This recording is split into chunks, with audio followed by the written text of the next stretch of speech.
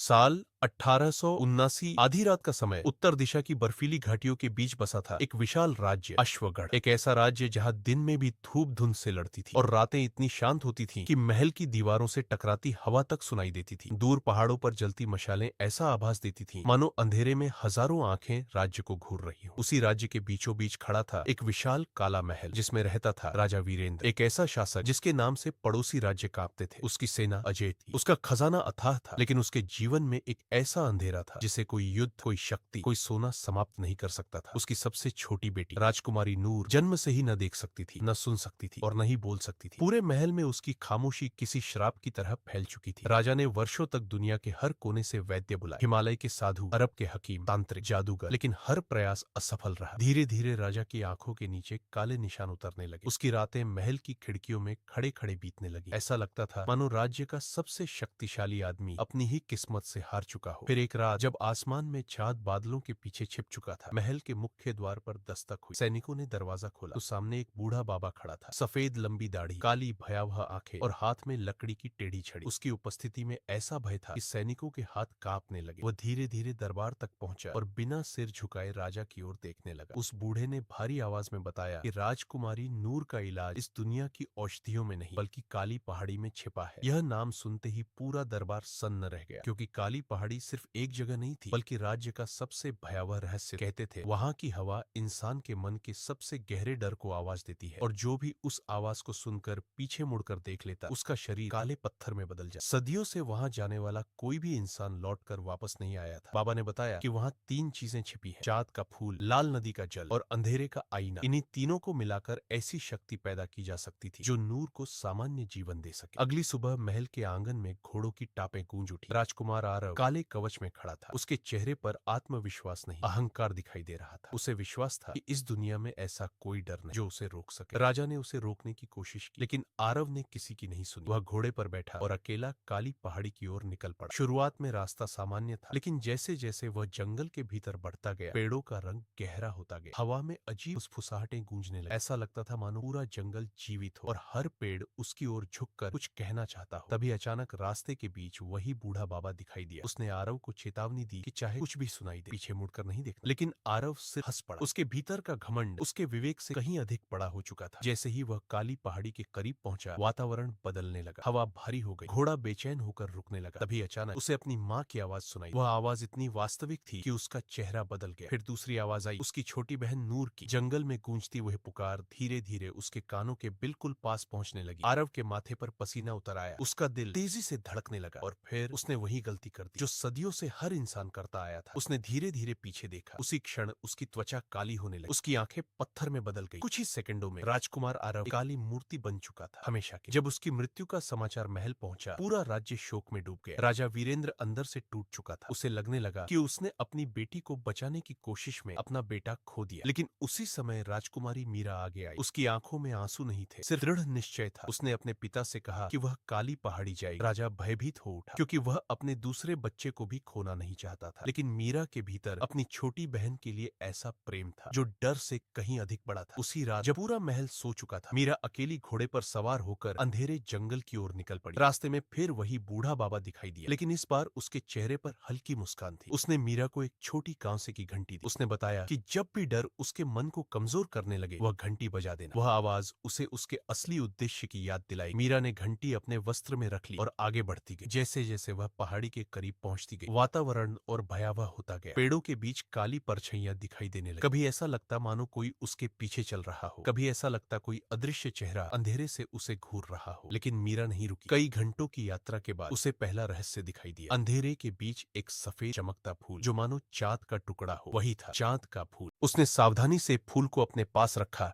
और आगे बढ़ी। थोड़ी दूर पर उसे लाल नदी दिखाई दी।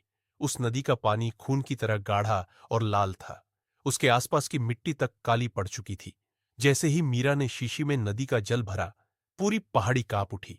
चारों ओर भयावह आवाजें गूंजने लगीं। कोई फुसफुसा रहा था कि उसका भाई मर चुका है, कोई कह रहा था कि वह अकेली नहीं है, और कोई उसे पीछे मुड़कर देखने के लिए उकसा रहा था। उन आवाजों में ऐसा जादू था कि मीरा के कदम रुकने लगे। उसका दिल भय से भरने लगा। तभी उसे बाबा की दी हुई घंटी याद आई। उसने कांपते हाथों से घंटी बजाई उस छोटी सी ध्वनि ने जैसे उसके भीतर का अंधेरा तोड़ दिया। उसकी सांसें सामान्य होने लगी और उसकी आंखों में फिर वही दृढ़ता लौट आई। अब सिर्फ आखिरी वस्तु बची थी, अंधेरे का आईना। कहा जाता था कि वह काली पहाड़ी की सबसे ऊंची गुफा में छिपा है। मीरा धीरे धीरे उस गुफा के भीतर पहुंची। अंदर इतना अंधेरा था कि मशाल की रोशनी भी कमजोर पड़ रही थी। फिर अचानक उसे अपने आसपास सैकड़ों काली मूर्तियां दिखाई दी। वे सभी कभी इंसान थे जो डर के आगे हार चुके थे।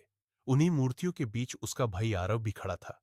उसकी पत्थर बनी आंखें अब भी भय से भरी हुई थीं। मीरा की आंखों से आंसू बह निकले। लेकिन तभी गुफा के भीतर उसकी मां की आवाज गूंज उठी, फिर आरव की आवाज। वे उसे पीछे देखने के लिए पुकार रहे थे। मीरा का शरीर कांपने लगा। उसने धीरे धीरे गर्दन मोड़नी शुरू की, लेकिन उसी पल उसे नूर का चेहरा याद आया। वह छोटी बच्ची जिसने कभी अपनी बहन की आवाज तक नहीं सुनी थी। उसी याद ने मीरा को टूटने से बचा लिया। उसने आंखें बंद की और पूरी ताकत से आगे भागी। गुफा के बीचों बीच एक विशाल काला आईना रखा था। वह साधारण आईना नहीं था। उसमें चेहरा दिखाई नहीं देता था, बल्कि इंसान का सबसे गहरा डर दिखाई देता था। मीरा ने जब उसमें देखा तो उसे अपना पूरा परिवार मरता हुआ दिखाई दिया। लेकिन इस बार उसने डर से आंखें नहीं हटाई। कांपते हाथों से उसने वह आईना उठा लिया। उसी क्षण पूरी काली पहाड़ी चीखने लगी। जमीन फटने लगी, पत्थर टूटकर नीचे गिरने लगे। ऐसा लग रहा था मानो पूरी पहाड़ी जीवित हो और अपने रहस्य को खोने के कारण क्रोधित हो उठी हो। मीरा पूरी ताकत से भागती हुई पहाड़ी से नीचे उतरी और जैसे ही उसने पहाड़ी की सीमा पार की, अचानक सारी आवाजें बंद हो गईं। पूरा जंगल फिर से शांत हो चुका था। महल लौटने के बाद राज्य के वैद्यों ने उन तीनों वस्तुओं को एक साथ मिलाया, चांद का फूल, लाल नदी का जल और अंधेरे का आईना। जैसे ही उनकी शक्ति से निकली रोशनी राजकुमारी नूर पर डाली गई, पूरे महल में सन्नाटा फैल गया। कुछ क्षणों तक कुछ नहीं हुआ। फिर अचानक नूर की उंगलियां हिलने लगी। उसकी बंद आंखें धीरे धीरे खुली। उसने पहली बार अपनी बहन को देखा, पहली बार हवा की आवाज सुनी और कांपते होठों से पहली बार एक शब्द निकला। पूरा महल रो पड़ा। राजा वीरेंद्र अपनी बेटियों को गले लगाकर फूट फूट कर रोने लगा। वर्षों बाद उस महल में पहली बार खुशी की आवाज गूंजी थी। लेकिन उस रात जब मीरा महल की खिड़की से बाहर देख रही थी, उसे दूर अंधेरे में वही बूढ़ा बाबा दिखाई दिया। वह स्थिर खड़ा मुस्कुरा रहा था और उसके पीछे बहुत दूर पहाड़ों के बीच काली पहाड़ी फिर से जाग रही थी। ऐसा लग रहा था मानो यह अंत नहीं, बल्कि किसी और भयावह शुरुआत का संकेत हो।